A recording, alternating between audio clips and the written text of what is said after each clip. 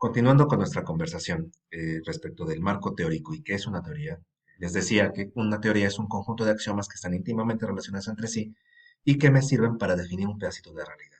¿Ok? Pero, ¿qué es un axioma? La palabra axioma viene de axis. Axis significa eje, es decir, mis axiomas es una relación entre conceptos. Es un principio básico e incuestionable alrededor del cual giran todas las explicaciones de la realidad. Por eso es un axioma porque son al menos dos conceptos que están justo al centro y la relación entre esos dos conceptos me ayuda a explicar toda la realidad, ¿ok? O al menos un pedacito de ella. Eh, Ahora, como les decía, toda teoría nos va a dar cuando menos dos conceptos básicos. No es raro encontrar que esos conceptos sean opuestos, es decir, que casi siempre vamos a encontrar que estos dos conceptos son dos caras de una misma moneda. Una teoría y sus axiomas nos van a ayudar a entender una amplia variedad de fenómenos independientemente del contexto, es decir, no nos importa el caso, nos ayuda a entender la relación entre variables. Y casi siempre cuando yo tomo una teoría, lo que voy a hacer es que yo voy a definir mis variables con base en mi teoría, siguiendo estos axiomas, y casi siempre mis dos variables van a terminar transformándose en una versión de los axiomas en sí mismos. ¿Ok? Eh, de nuevo, lo que yo tengo que hacer en una investigación es buscar la relación entre dos o más variables y la teoría me va a decir de qué forma yo tengo que entender esos conceptos y de qué forma yo tengo que entender esa relación entre esas dos o más variables. Eh, en este sentido, un mismo fenómeno puede ser estudiado de distintas maneras. Cada teoría me va a decir la forma en la que yo tengo que estudiar ese fenómeno. ¿Ok? Cuando van empezando en investigación, e incluso si ya tienen experiencia en la misma, no es recomendable emplear más de una teoría a la vez. Y este es un error sumamente común. En el marco teórico muchas veces el investigador trata de meter un montón de teorías juntas, y entonces se pierden los axiomas porque entonces no sabemos cuál es la forma en la que nosotros vamos a tener que tratar de entender el mundo y en ese sentido se vuelve muy complicado hacer una definición conceptual de las variables. Sí se puede, eh, me parece más adelante viene un ejemplo de cómo se puede llegar a hacer, pero es eh, totalmente recomendable nunca hacerlo.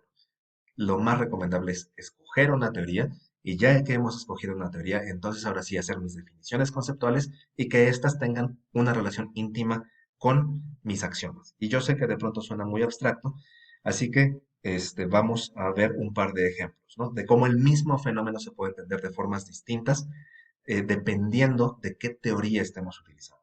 Aquí yo voy a utilizar teorías sociológicas porque yo de licenciatura soy sociólogo, entonces son teorías que yo manejo mucho mejor que teorías de otras disciplinas, ¿no?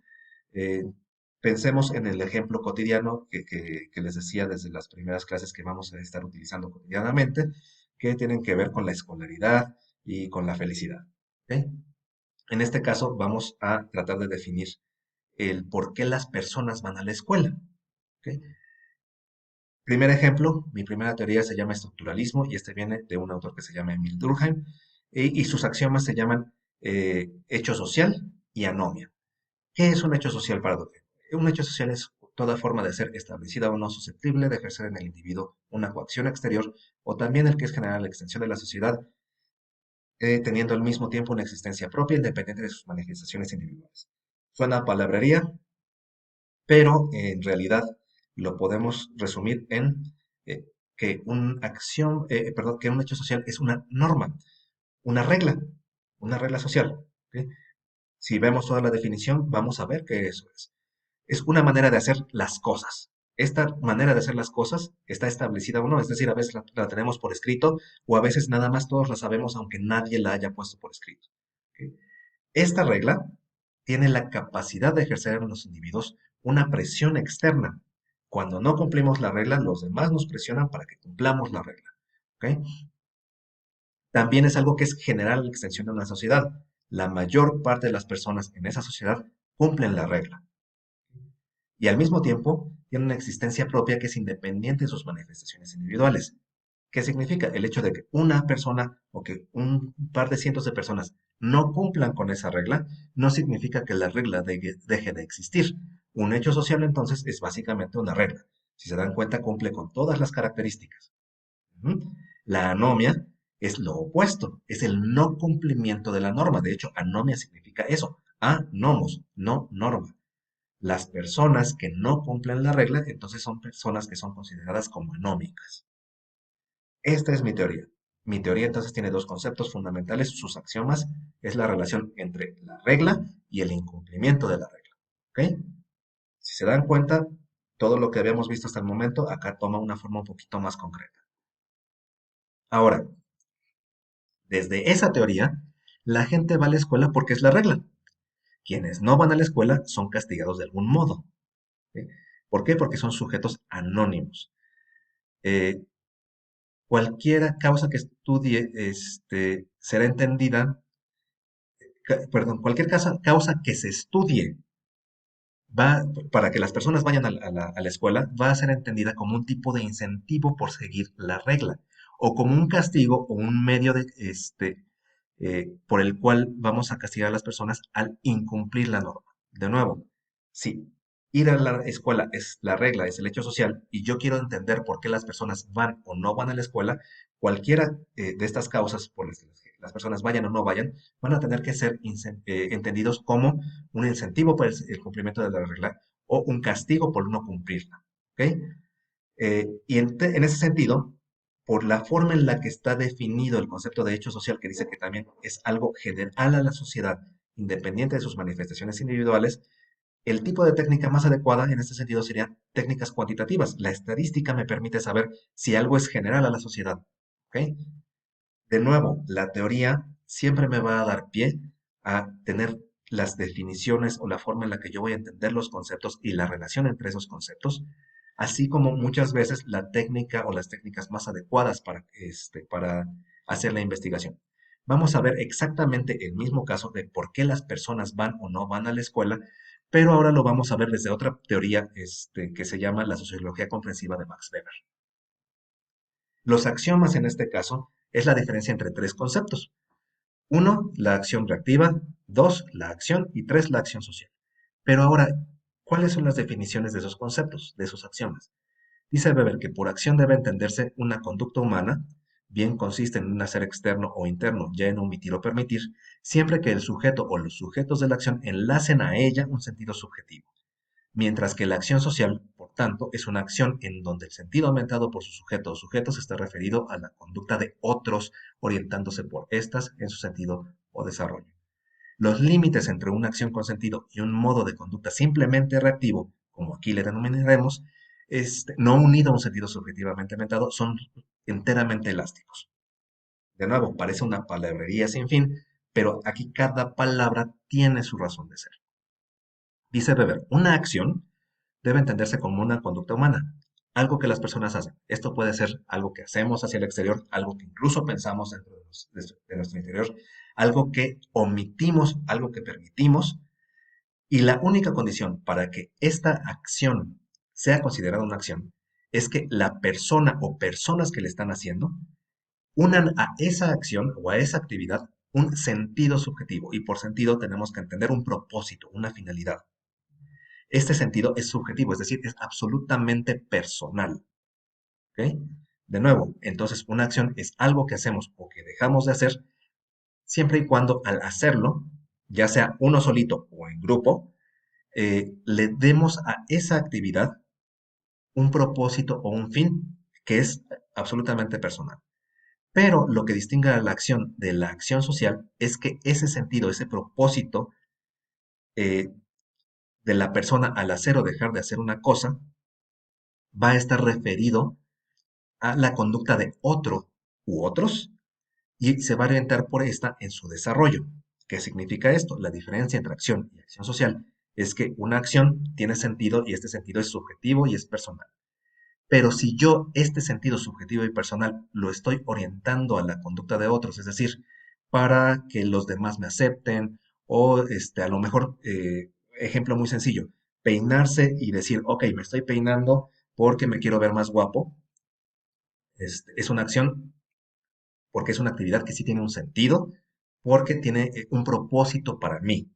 Pero si yo digo, quiero verme más guapo para la chica que me gusta, entonces esa misma actividad se acaba de transformar en una acción social, porque ya no es un sentido subjetivo orientado a mí mismo, sino un sentido subjetivo orientado a otros. ¿Ok? Esa es la diferencia entre acción y acción social.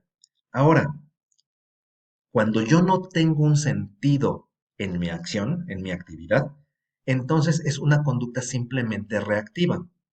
¿Por qué? Porque no tiene un sentido. Muchas veces yo me peino en la mañana básicamente por hábito, porque pues así me enseñaron mis papás, pero no estoy pensando en mis papás, no estoy pensando, hey, me estoy peinando porque me enseñaron mis papás, simplemente me levanto y ya lo tengo como un hábito, me peino y ya, y a veces ni me doy cuenta si me peiné bien o no.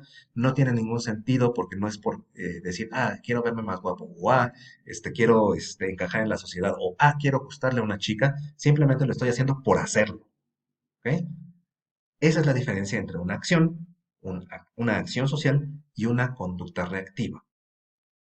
Y la relación entre estos tres conceptos me va a llevar a definir el acto de ir a la escuela como algo totalmente distinto a lo que habíamos visto con la teoría anterior. En esta ocasión, yo tengo que ir a preguntarle a la persona, oye, ¿por qué vas a la escuela? Y alguien me va a decir, no, pues por tradición, pues, todos en mi familia han ido a la escuela y pues, me enseñaron eso, pero pues, voy y ya, ¿no? O sea, es un acto reactivo. O es una acción, tiene una razón personal centrada en sí mismo. Así de, es que yo quiero realizarme como persona y yo quiero ser un gran profesionista. Ok, lo estoy haciendo por mí mismo, tiene un sentido, tiene un propósito, pero ese propósito está orientado en mí mismo. O puede tener una razón motivada o orientada en otros o por otros o hacia otros. Es decir, yo voy a la escuela porque quiero ser un gran médico y entonces quiero ayudar a muchas personas con mi acción, con mi actuar profesional. Como mi propósito no está centrado en mí mismo, sino en ayudar a los otros, entonces el hecho de que yo vaya a la escuela es una acción social. Y yo cuando haga mi investigación, entonces voy a tener que distinguir las razones por las cuales las personas van a la escuela según el sentido que le dan a esa acción. ¿Ok? Y en ese sentido, la única forma que tengo para lograr algo así es irle a preguntar a persona por persona cuál es la razón por la cual está yendo a la escuela. ¿Se dan cuenta cómo las- la teoría me hace ver de manera radicalmente distinta la relación entre mis variables? Por eso es tan importante que nosotros escojamos bien la teoría que nosotros queremos utilizar en nuestra investigación para que yo vea la relación entre mis variables de la forma adecuada y entonces utilice las definiciones conceptuales más apropiadas según la teoría que yo he elegido. De nuevo, les decía, ¿podemos usar más de una teoría a la vez? Sí, no es la mejor opción. De un alumno de doctorado podría ser viable, siempre y cuando sea muy cuidadoso en evitar contradicciones entre distintas teorías, porque si se dan cuenta, estas dos teorías, aunque están estudiando el mismo fenómeno, son totalmente contradictorias. A una le interesa lo general y a otra le interesa lo individual. Sería muy difícil conciliarlos. Tal vez alguien lo haya hecho. Yo no conozco a nadie que lo haya hecho, pero no es imposible. ¿Ok?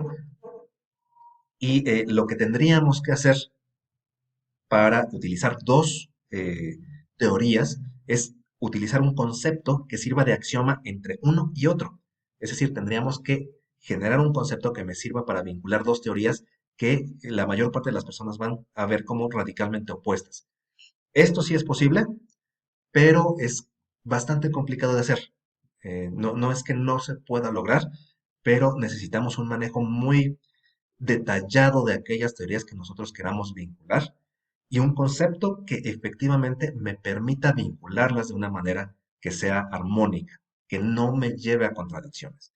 Y es por esa razón por la que la recomendación será siempre quedarnos con solamente una teoría. En nuestro video siguiente veremos el marco contextual y el marco referencial, así como algunas otras cosas respecto de la estructura de su trabajo de investigación.